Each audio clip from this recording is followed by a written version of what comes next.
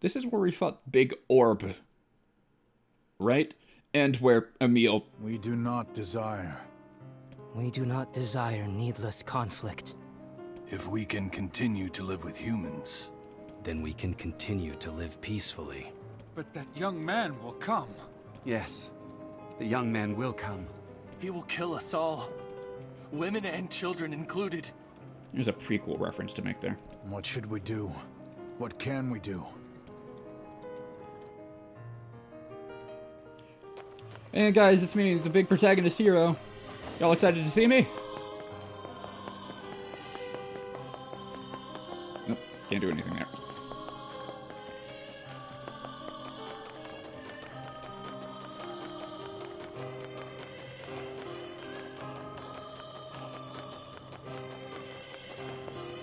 I don't need to save again.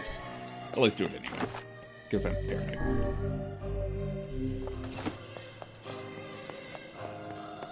What a lovely place. I hope nothing bad happens here. So the shades here just wanted to be left alone, huh?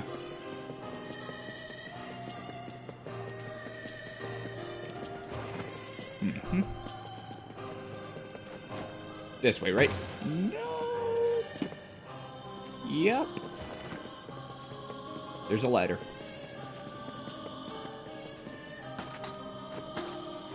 Wait, don't we need to go see the, We need to go see the guy. We got all the weapons from this place. We don't need to be here.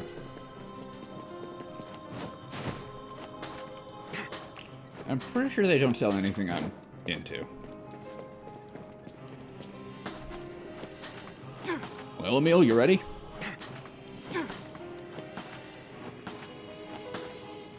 I like how Emil comes into this city, but like not any of the others. It's neat.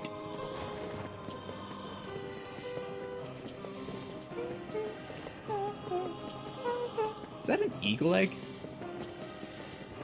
I remember there's like, whatever. I remember there's like a spot where eagle eggs are. No, it's just silver ore. I still want to upgrade the Phoenix Spear.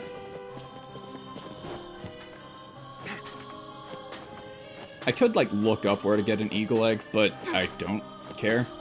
I remember I got some kind of egg from this place.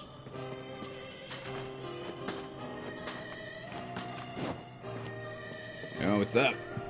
Hello? It's all. We came to ask... Our days are numbered. as cheerful as... You're the one who wrote the letter, right? Hell is... It may be fast. Let us ask... Mm-hmm.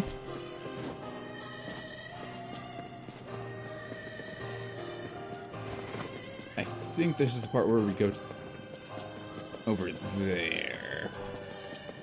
Yeah. Yeah.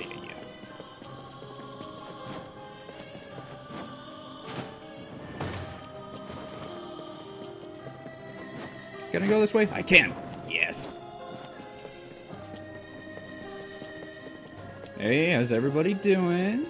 Just make sure that you don't have any weapons. My weapons may... My weapons may not exist. Thanks. You're welcome. Hey. A letter, huh? Yeah, I think I heard something about that. So, you know about the letter? Maybe I don't. I'm not sure. Which is it, man? Oh, You could say... I've heard the rumors. Here to hunt shades, are you? Indeed. Our aim is to defeat every last one. Every last one? So the shades here were Everyone? disguising themselves as humans. Vice! Which is an interesting Beware. This man is a shade. knowledge. Damn it! It's a trap! I figured as much. You guys sure are taking your goddamn time. We're just killing some innocents. Apologies. We were distracted by the local welcoming party. Want some help? We don't really need it. Carnival of murder. I love it. Kaine, the villagers are possessed! But not all of them. Some are still human, so be careful. Whoops.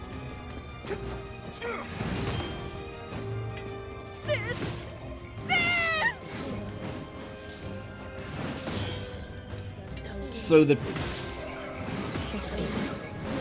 the village that originally rejected Kaine because she was different is now harboring a lot of shades disguised as humans. This village's history. Interesting.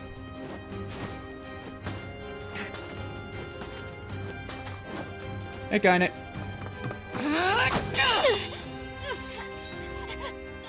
You have a second weapon, Kaine. Get out of here! No way! I'm not going to abandon my own sister! Kaine, what's going on? Don't be fooled by this lady. She's a shade. Really like the new hair, Kaine.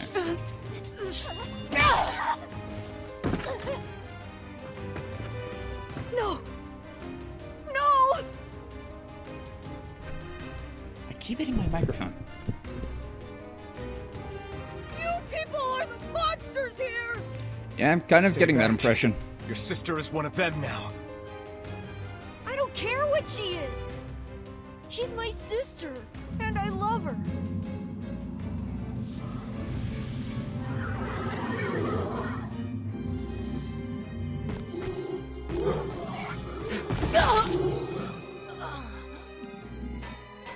Kaine! So how did... sorry, I was distracted for a second. So how did you disguise yourself as somebody's sister?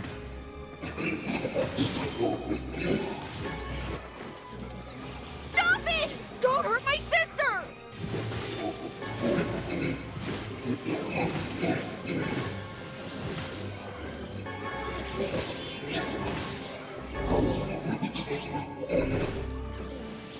What madness. These people are behaving as if we are the villains. I wonder why. Kaine! Kill them! Kill them now! Villagers are under attack over there. Alright, Kaine, you good here? What are these, strength capsules? Yep. Just take one. Oh. Alright. Excuse me, sir. I can't take this anymore. What could those black swirls be? The boss. I need to fight this guy while I still have a strength drop. Ow!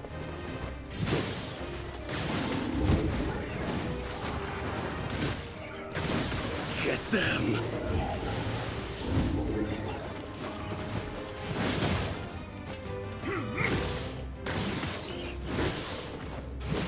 Bonk. Okay, this is more of like a bonking weapon than a slicing weapon, Blame really. you for all of this! Yeah, I mean... What's happening?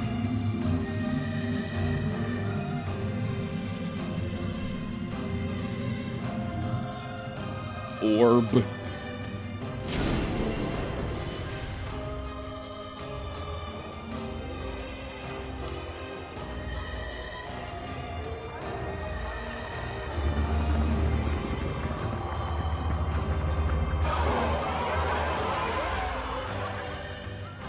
By my pages. Is this beast a shade as well? That thing sucked up the villagers. No! If we keep this up, we're gonna kill them all! Yeah. We can't let that happen! Yeah, we are. So all the humans disguised as shades. Nope, opposite. The shades disguised as humans, all fused into the big orb eye monster. I feel something from within the creature.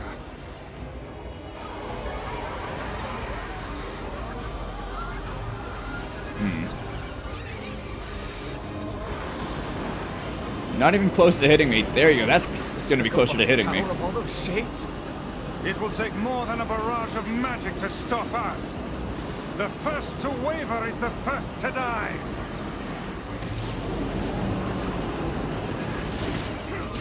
I sense magic coming from the center of that eye.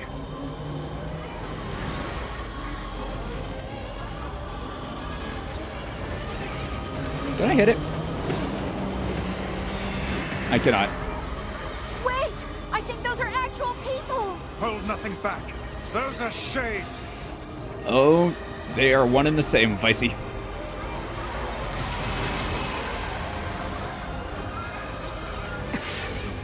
The surrounding tentacles appear to deflect magic. Such speed! I needed time to recharge my magic as well. Anyway.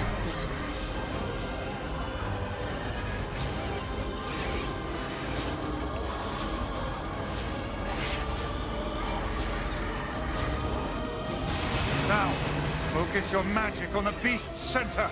I just did.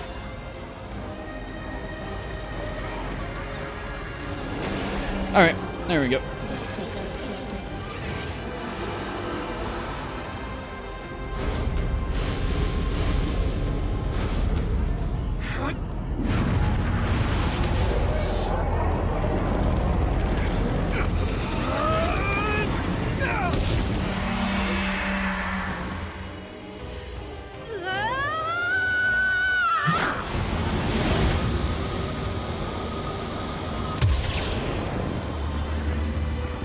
Alright.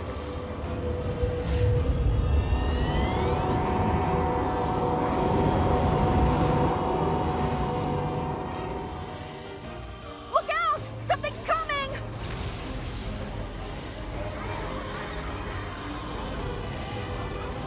Its weak point is located around the back. Try attacking it from above. On it. I'll try to pin it down! Emil! Emil! I'll keep it busy! You Dope. should be able to attack! From behind! Go around and get it! Please, hurry! Emil can handle this. We must circle behind the creature at once. What I'm doing. Way ahead of you. Kinda, you good? You got attacked once. Walk it off. Nope. Made this mistake last time.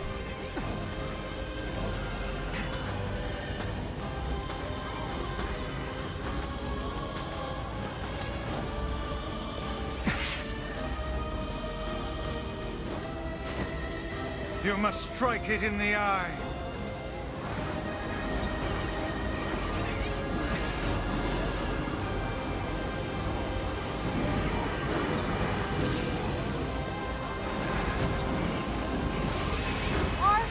Are you there yet? Yeah. Just need to sit here for a little bit, recharge my mana. Did we get it? It is escaping to the inner level. I'm coming. Gotta catch my breath. Take your time. No rush. Careful, Emil. It won't help anyone if we lose you here. Not what I meant to say.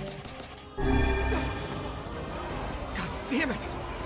We beat the hell out of that thing. How can it still move? Its combined powers are beyond even my greatest suspicion.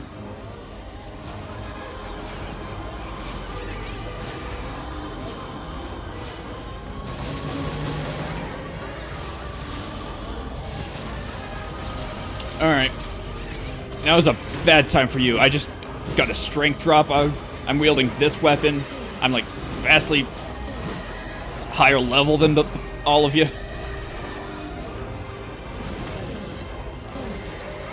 I come from a future in which, like, I defeated a god. Ow! Doesn't even do any damage to me.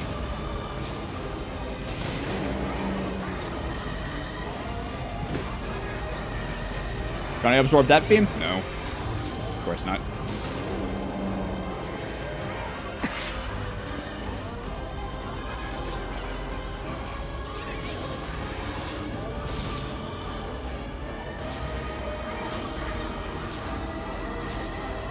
Come on! Help me take it out! I'm on it.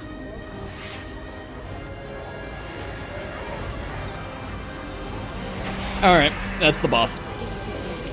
Whew! That's 2 bosses 3 if you count the,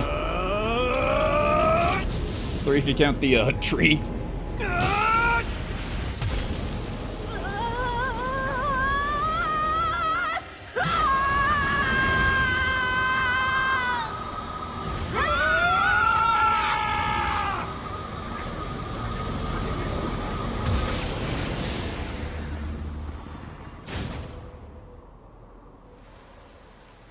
Dope. Death confirmation. Body 99% likely that of the red eye. Death of red eye.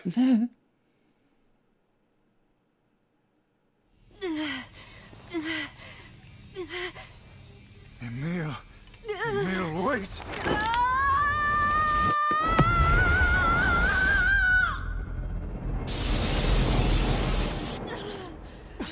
Emil! He's gone. His instincts have taken hold. The ultimate weapon is being deployed.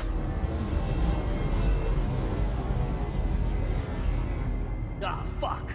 This ain't good, sunshine. Ah, fuck.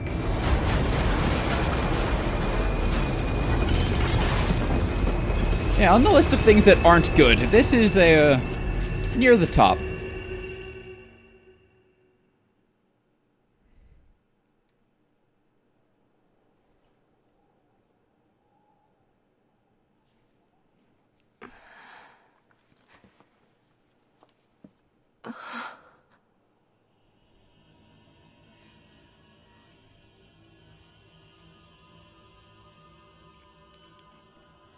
Hi, Emil.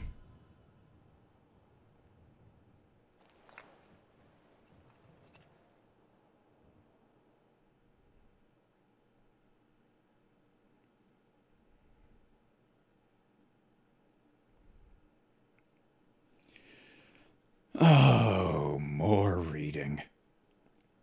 I don't remember this being part of the original game. Uncontrollable magic. I have to protect the people I love. I don't know who this is. That was my only thought as I unleashed a magic powerful enough to destroy not only the Shade, but everyone else as well. Is this Emil? All of them. So many innocent lives. Destroy. Eviscerate. Crush. Kill. These are the dark impulses that overwrite all other thoughts. As a being that was created to be a magical weapon, these are my instincts. Or maybe it's better to call them our instincts. Oh, more reading. A klaxon sounds from deep within the bowels of the laboratory. Thick metal shutters drop down, sealing off the room with a series of dull metal thuds. Abort the experiment. Number 6 is out of control. Everyone get out of here now! Get out of here! The researcher's words are abruptly cut off as a massive hand materializes out of the gloom and lifts him high into the air.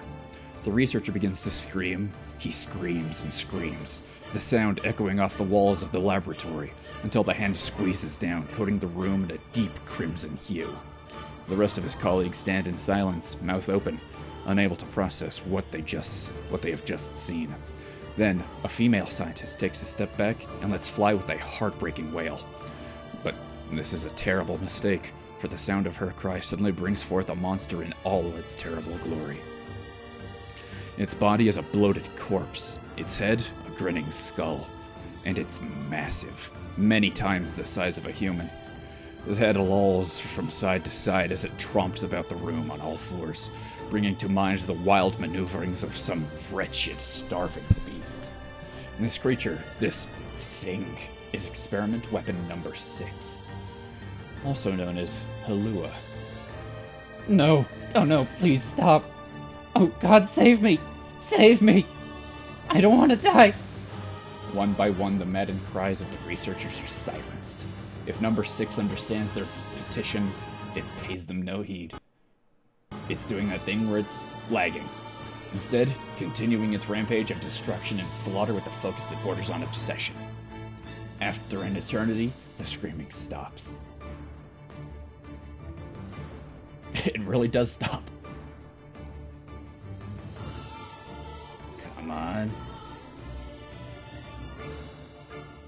I hit the X button a while ago.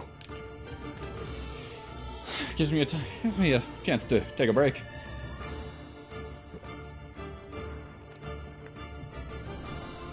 We good now? The alarms fall silent. They really did. And only then does the creature make a sound, howling out with an unfathomable roar that echoes up and down the empty halls of the blood-soaked laboratory. It's a sound that curses those who had dared bring such evil into the world, and yet one that also seems to be pleading for help.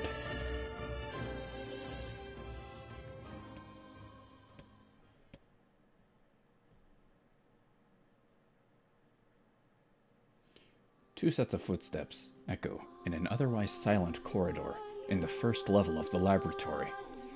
One set belongs to a young boy, his eyes blindfolded and his hands restrained. The other belongs to a severe man in a long white coat. The man drags the boy along by means of a long chain attached to a set of shackles on his wrists. Is it happening again? It is. Rubble is scattered here and there across the floor of the corridor, making the journey an exceedingly difficult one for the boy who cannot see. Excuse me. Could you please walk a bit slower, sir? I'm not used to being blindfolded, and... Rather than stomping, the man only increases his pace, causing the boy to stumble in an attempt to keep up.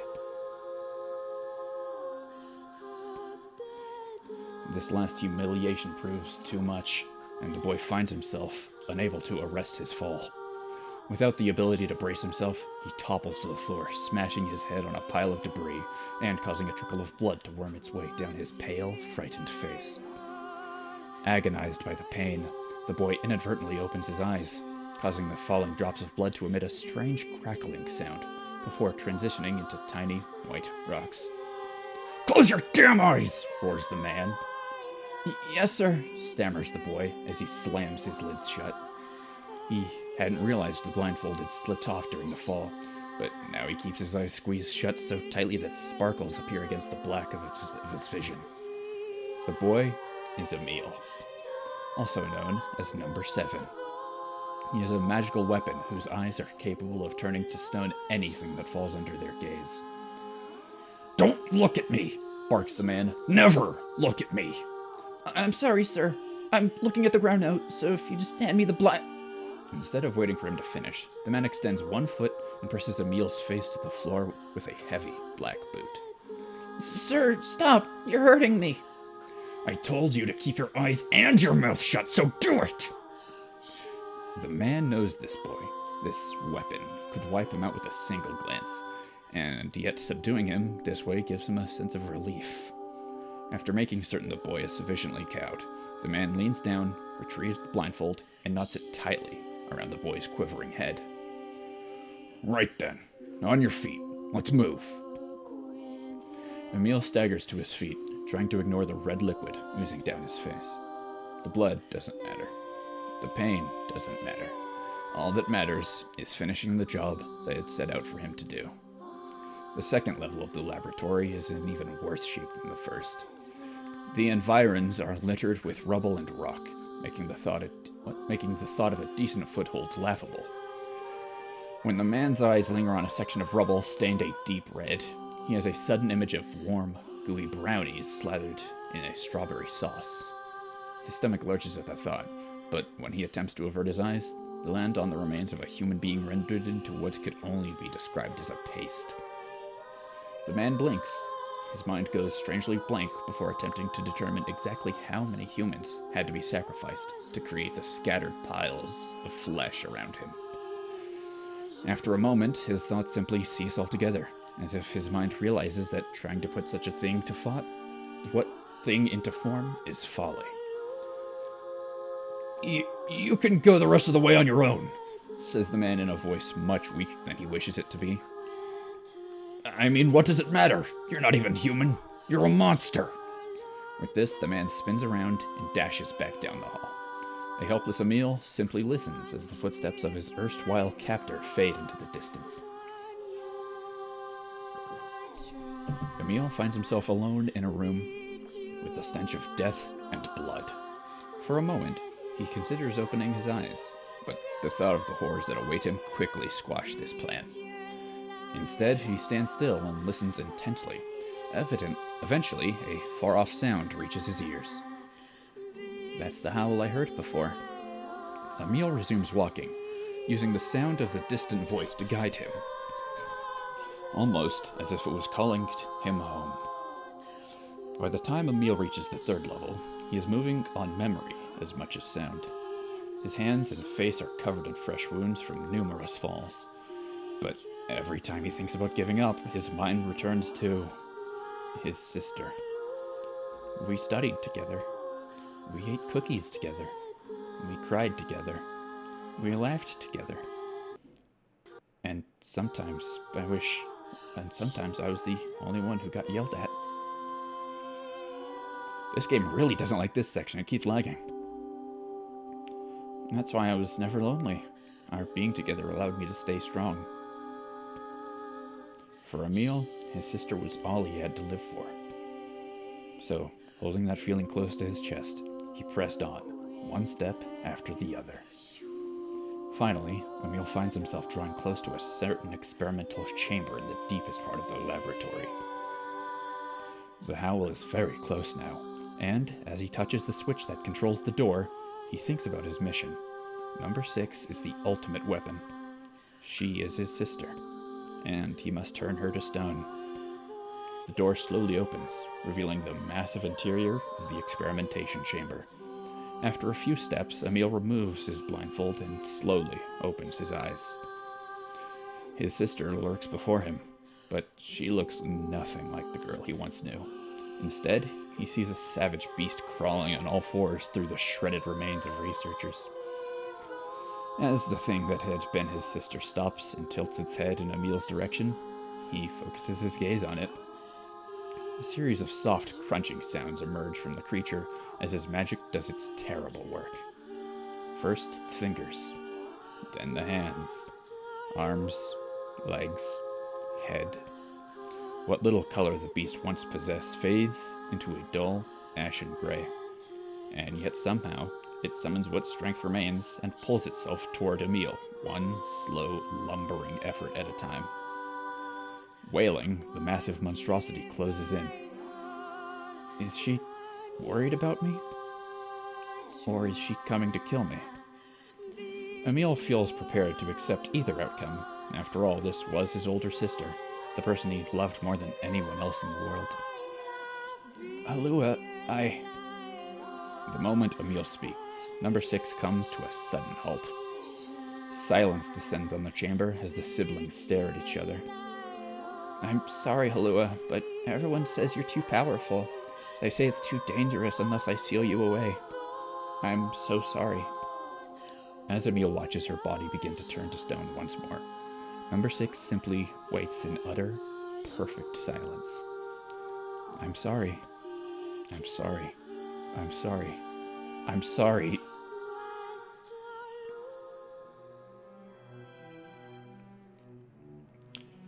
Okay, this is new. The moment number 6's petrification is complete, her memories flood into Emil's head. The two of them huddling together in the cold, all alone in the world, with no one to protect them. All she wanted was to save her little brother, and yet it was that little brother who, in a sense, saved her.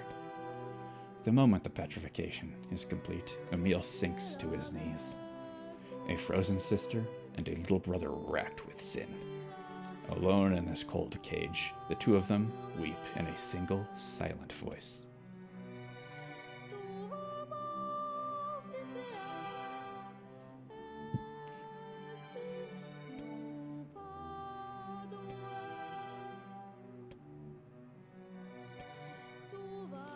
It was our combined power that destroyed the Aerie.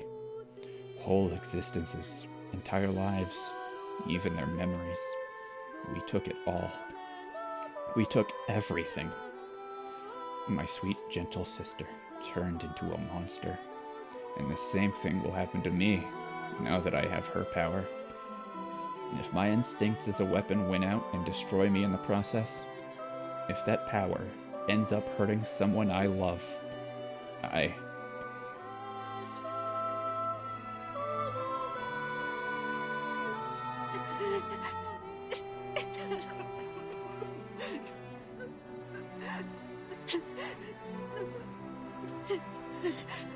What have I done?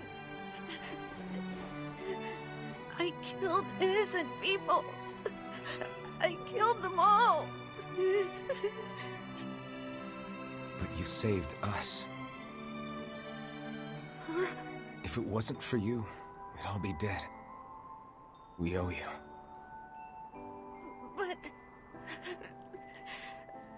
But I... It's all right.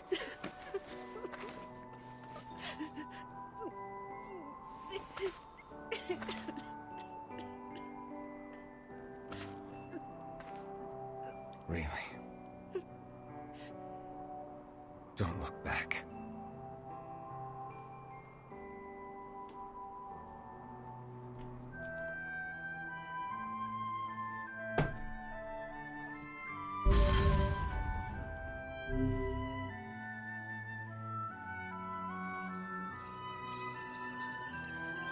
We had best be off.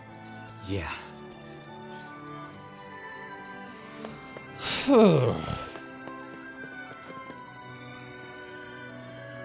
Emil saved us from the people that we went and attacked in the first place. But once again, gotta save Yona. And we, as Nier, don't know that shades are humans. But, as Nier stated, even if they could tap dance and play the fiddle, he still would probably kill them to save Yona.